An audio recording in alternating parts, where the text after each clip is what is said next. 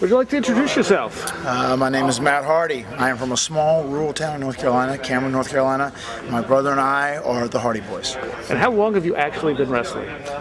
Too long. I actually started professionally in 1993. We played around in our backyard before that, but 1993 is when I actually made my professional debut. So we're looking at 20 years now. Was that Omega? It morphed into Omega. It was the East Coast Wrestling Federation in the beginning, and also we wrestled for the Italian State in Georgia South, which was the PWF. That was our mainstays back in those days. Now you started kind of just backyard wrestling, right?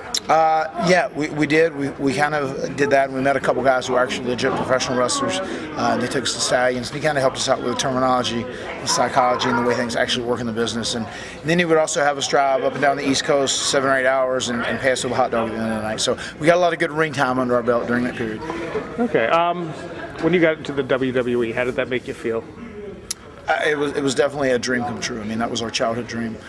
All my brother and I wanted to do was go to the WWE and be the tag team champions of the world at one time. And if we did that, we achieved our lifelong dream. Anything past that was extra credit, so we both ended up doing pretty well for ourselves. Did you think you had a realistic shot with them not pushing small guys so much when you were first coming in? We questioned it a lot for sure.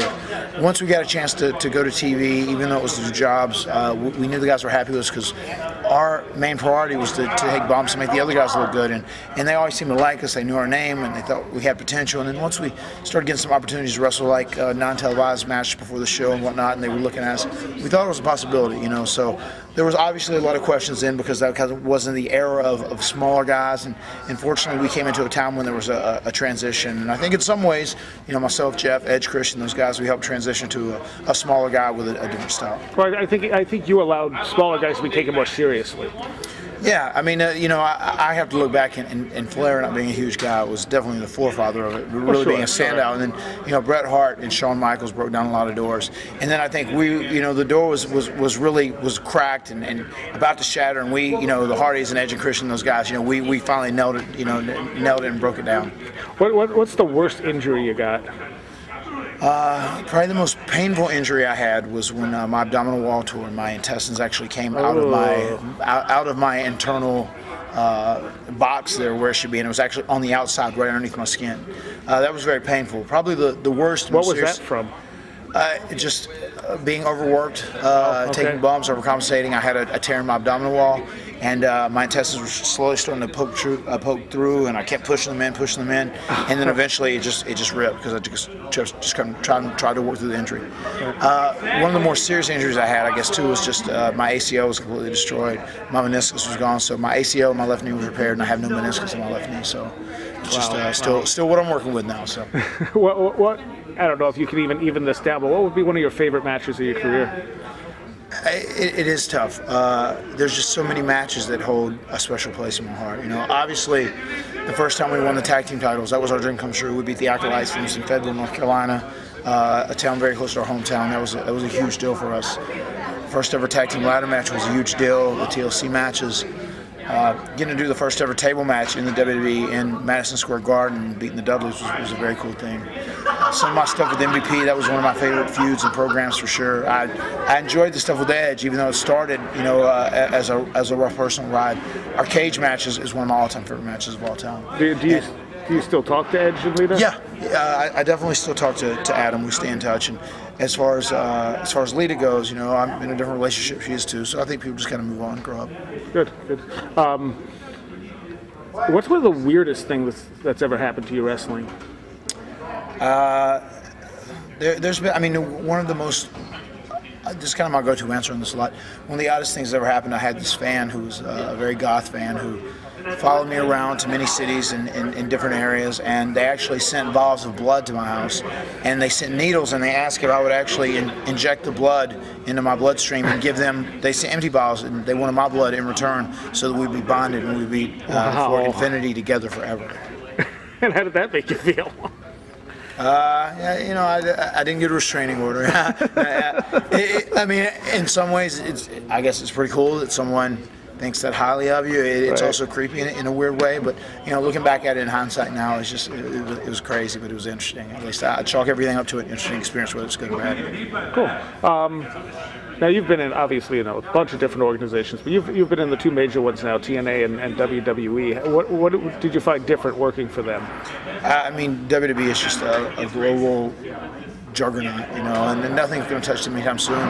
Hopefully for TNA, they continue to grow and get to the next level, especially now they're doing live television on the road. That's a huge step for them because it's good for the business, and it's good for the boys, it's good for the talent, it's good for the fans. Everybody wins. I think the more wrestling that is out there, especially if there's a little bit of a different quality or different niche or different product, it's good for everyone. It's more opportunities for all the talented guys that are out there that don't have jobs and had a chance to make money to get that opportunity. And it also gives the fans something different to look at and see as far as different niches of wrestling. And it also keeps everyone on their toes because they want to have the best product. So I think it just drives everyone to be better. Well, what do you think that the best thing that could happen to the wrestling industry right now would be?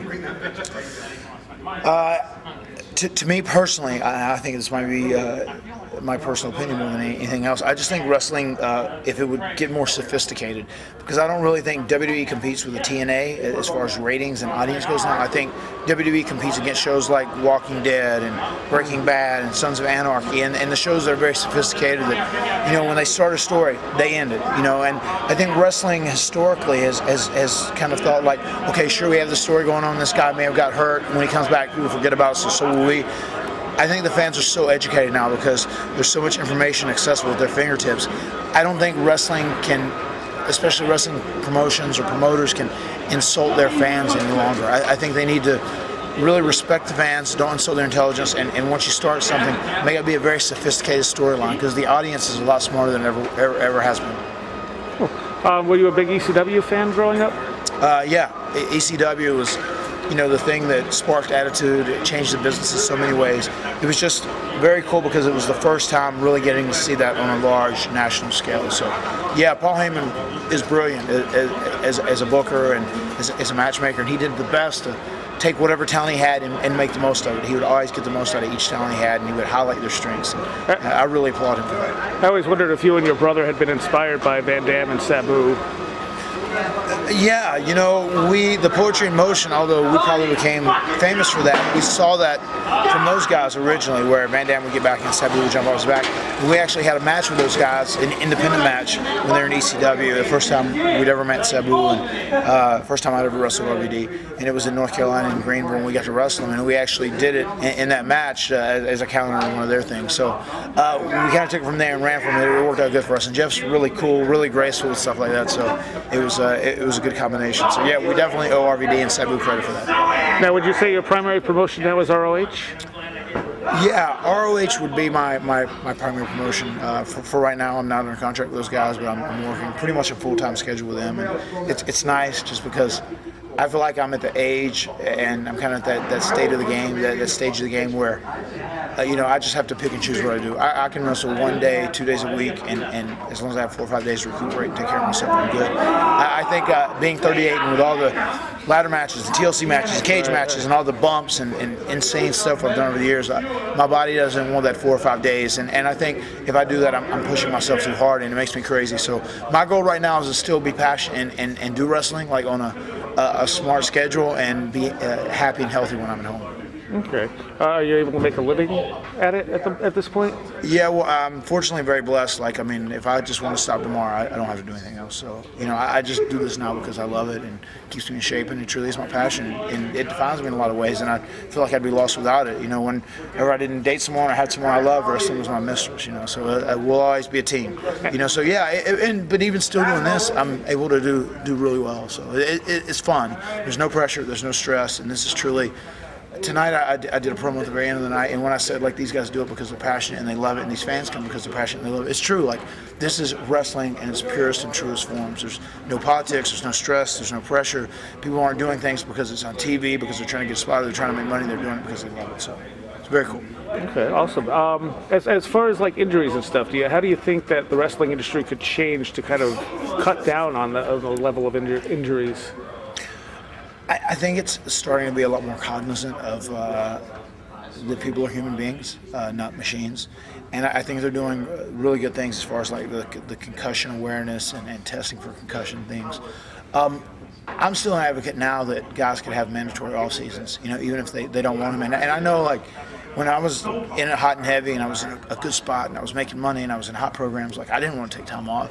But I think guys need to do that for, you know, for their body first and foremost, and also for their sanity.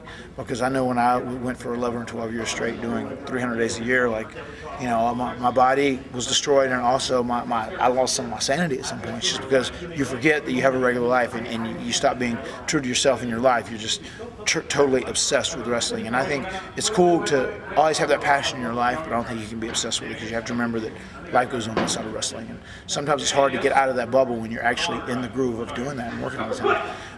A mandatory off season, I think, would be very cool, or at least ask guys, you know, to take time off at certain times, and, you know, just kind of, you know, hey, we're going to get you off TV for a little while, or whatever it is, for storyline reason or, you know, storytelling purposes. We're going to give you some time off, let you rest off. Okay. Any regrets after all this time? Yeah, I'm sure I do have regrets, but, you know, everything that I've done in my past is my history, and it's got me to who I am now, and I really like who I am now. So, you know, it's just all part of my story. You know, and in life, you know, there's peaks and there's valleys and there's ups and there's downs and there's good and there's bad, but, you know, it's all a story, and you're always constantly writing your story. So, pretty happy with this chapter of my life and what we're doing. So, you know, there could be regrets, but I can't change anything because it's made me who I am right now. And has the wrestling been worth it? I think so. You know, sure, there's been some things that have been, you know, tough or detrimental, you know, physically about you, you know, but it's one of those things. It was my dream to do as a kid, and I was able to succeed. So, you know, you only live life once, man. Give it hell. All right. Where can people find you on the internet? You can find me online at my website, which is matthardybrand.com, and I have a shop with all my merchandise, and I have some old ring-worn stuff and some Hardy Boy stuff there as well, which is very cool. It's shopmatthardy.com. You can find me on Twitter, twitter.com/matthardybrand, and youtube.com/matthardybrand. And on Facebook, I don't use it a lot. I'm starting to use it more. It's actually facebook.matthardybrand.com. Those are all my social media outlets. Check me out. Okay, thank you. Thank you.